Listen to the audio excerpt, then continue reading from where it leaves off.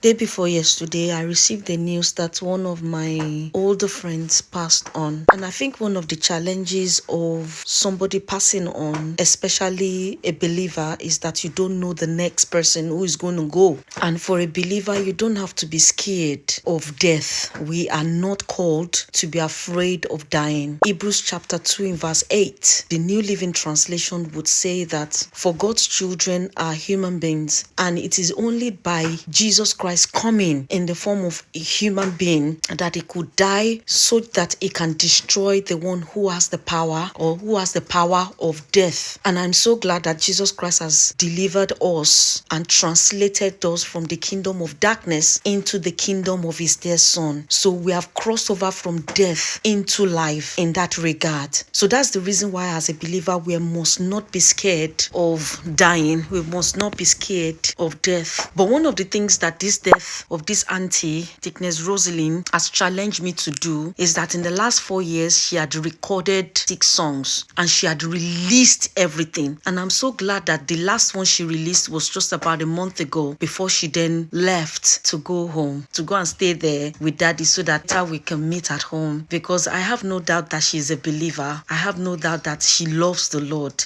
She knows Christ. She may not know too much, but the little she knew, she put it into action. She was so lively, warm. But one of the challenges is that she never had the best of all voice. If you go and check some of her voice on the YouTube, she never had the best of all the voices. Even some of her songs, some of her choir member may not even watch it, may not even listen to it. But she sang it, whether you listened or you don't listen. Whether you saw it or you didn't see it, she sang it anyway. So I thought to myself that whether anybody sees me or they don't see me, whether anyone listens or they don't listen, I will release everything that is on the inside of me. I think that's the best way to go.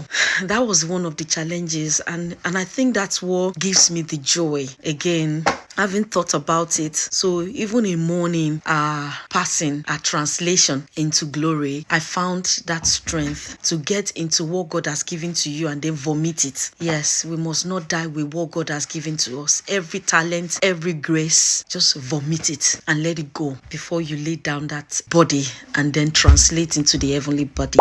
Rose, I miss you. Your words were ringing in my ears, and I want to say that we will meet at home at adoption when our salvation is full and rich, when we see Jesus and we look like him. I want to say thank you for releasing your voice, for gracing us with your music.